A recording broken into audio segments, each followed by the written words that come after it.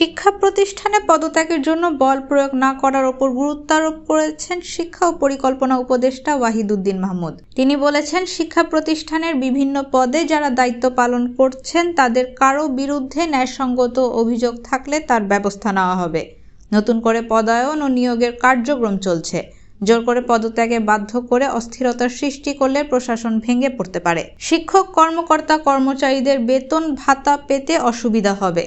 শিক্ষা উপদেষ্টা আজ রোববার মন্ত্রণালয়ের কর্মকর্তাদের সঙ্গে বৈঠকে এসব কথা বলেন। শিক্ষা উপদেষ্টা আরও জানান, সরকারি শিক্ষা প্রতিষ্ঠানের শিক্ষক কর্মকর্তা কর্মচারীদের নিয়ম বিধি অনুযায়ী পদায়ন ও বদলি করা হয়। তাদের বলপূর্বক পদত্যাগের সুযোগ নেই।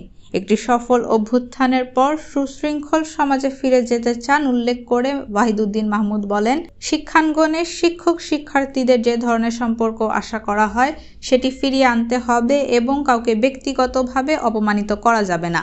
তিনি শিক্ষাঙ্গনে ভদ্রতা রক্ষার ওপর গুরুত্ব আরোপ করেন।